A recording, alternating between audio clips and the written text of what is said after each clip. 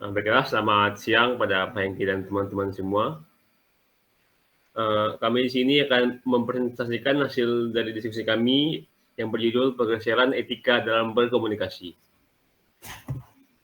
Sebelum memulai presentasi kami, izinkanlah kami untuk memperkenalkan anggota kelompok kami yang terdiri dari Pascal Lakin Carandas dengan NIM D1042 11002, lalu Maria Fernando dengan NIM D1041 1911050. Etika tradisional.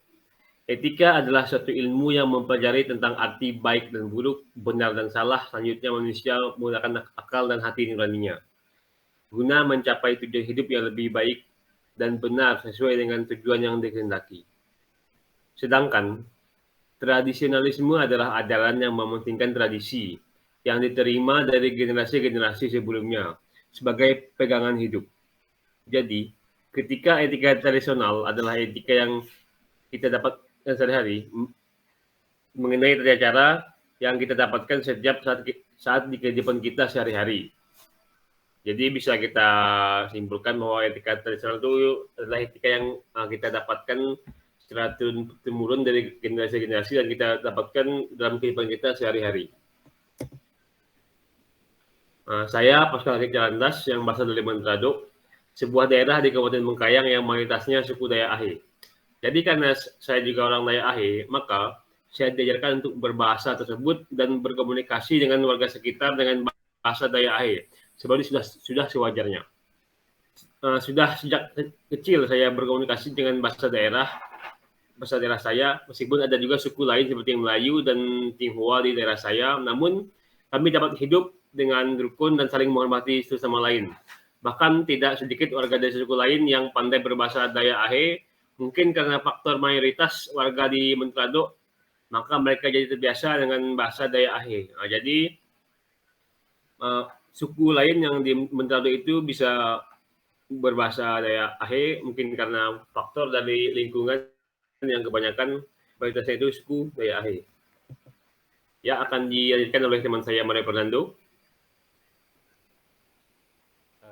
Nama saya Mario Fernando, saya berasal dari Pontianak. Sejak kecil saya sudah menggunakan bahasa Melayu untuk berkomunikasi sehari-hari.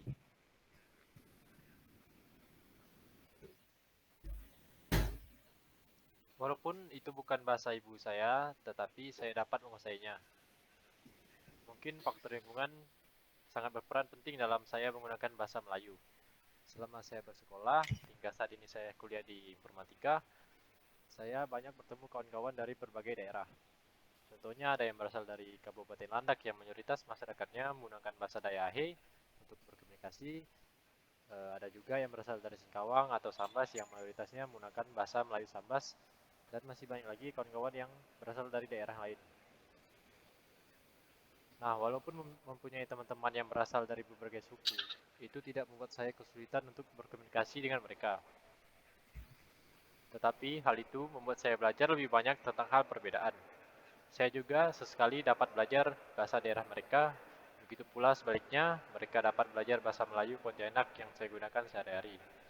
Jadi menurut saya dalam penggunaan bahasa sehari-hari, mau dia dari suku apapun, itu tidak menjadi masalah.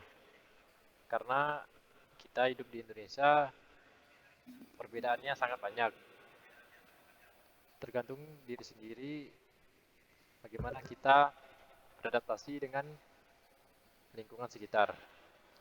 Itu yang dapat saya ambil.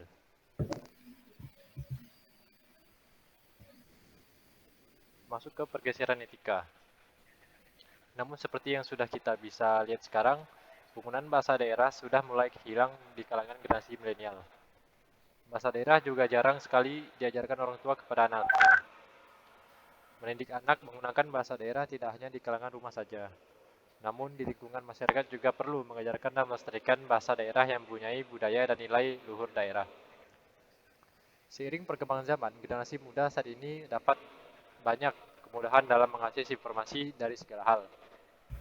Indonesia memang memiliki beragam suku, bangsa, dan bahasa, namun dalam berinteraksi, setiap individu tidak hanya berinteraksi dengan satu suku daerah saja, melainkan bisa dengan berbagai suku bahkan negara lain. Bagi anak muda, bahasa yang digunakan tentu bahasa yang bisa digunakan oleh orang-orang di seluruh negara, sehingga memudahkan mereka dalam berinteraksi. Dengan itu, orang cenderung menggunakan bahasa internasional, sehingga berangsur-angsur melepaskan bahasa daerah yang menjadi ciri khas dirinya tinggal. Maka dari itu, budaya bahasa daerah pada generasi milenial. Jadi, poin yang saya dapat ambil di sini, secara turun-temurun, perkembangan bahasa daerah sudah mulai pudar seiring perkembangan zaman. Hal itu tentu membuat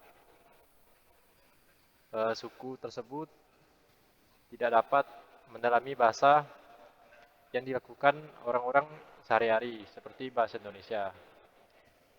Saya berharap dari kekuatan ini pemerintah dapat menambahkan pelajaran atau mata kuliah yang bersangkut dengan bahasa daerah.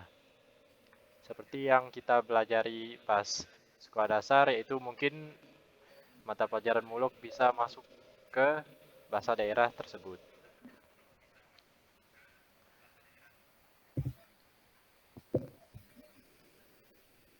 Nah, setelah kami berdiskusi, kami melakukan analisa pergeserannya. Kami melakukan analisa terkait pergeseran etika dan mendapatkan beberapa penyebab, yaitu sebagai berikut. Masyarakat yang kental dengan tradisi adat serta bahasa mau tidak mau harus mengikuti perkembangan zaman yang semakin canggih dengan berbagai teknologi. Begitu juga pemuda-pemudi yang tinggal di desa, dituntut paham dan mengerti dengan teknologi. Namun dengan pesatnya perkembangan teknologi saat ini, sedikit banyak pemuda yang mulai menghilangkan dan melupakan budaya dan bahasa daerahnya. Sehingga generasi milenial sekarang miskin akan bahasa daerah. Analisa yang kedua yang kami dapat, faktor keluarga yang mengajak anaknya untuk berkomunikasi dengan bahasa Indonesia. Mirisnya pengenalan bahasa daerah justru dianggap orang tua dianggap tidak penting, dengan tidak mengajarkan anaknya pentingnya bahasa daerah tersebut. Entah itu karena mereka tidak punya waktu bersama anak, atau bisa juga karena perkawinan yang berbeda suku. Membuat mereka bingung dalam bahasa apa yang harus diajarkan kepada anaknya. Untuk yang analisa terakhir, kurangnya pemahaman akan pentingnya melestarikan tradisi. Hal ini membuat banyak orang menyepelekan tradisi terutama bahasa daerah, dan oleh karena itu sekarang banyak bahasa daerah yang terancam punah di seluruh dunia dalam beberapa tahun yang akan datang. Sekian analisa yang dapat kami tampung, dan berikut yaitu cara menghadapinya. Kita dapat mencegah perkembangan zaman yang dari waktu ke waktu terus berjalan. Akan tetapi kita melestarikan bahasa daerah di tengah modernisasi dengan cara-cara seperti berikut. Yang pertama, peran orang tua untuk mengajar kepada anaknya menggunakan bahasa daerah sejak dini, terlebih dulu kepada ayah dan ibu dari daerah yang berbeda. Penting untuk mengenalkan kedua bahasa daerah kepada anak-anak mereka. Yang kedua, membiasakan untuk memakai bahasa daerah dalam kegiatan sehari-hari, baik keluarga maupun lingkungan sekitar, kecuali dengan orang yang tidak memiliki bahasa daerah tersebut. Yang ketiga, sekolah juga berperan dalam melestarikan bahasa daerah, yaitu dengan cara memasukkan mata pelajaran bahasa dalam sebagai muatan lokal pada kurikulum atau dengan mengadakan ekstrakurikuler dengan bahasa daerah. Pemerintah pun tidak kalah penting dibutuhkan perannya untuk melestarikan bahasa daerah yang ada di Indonesia. Dalam hal ini, pemerintah harus mendikte kepada pemerintah di bawahnya untuk melaksanakan program-program yang berkaitan dengan kebahasaan.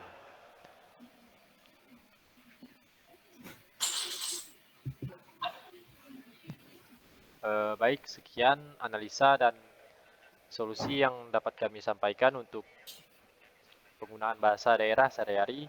Saya Mel Fernando, mewakili Pascal. Saya ucapkan terima kasih.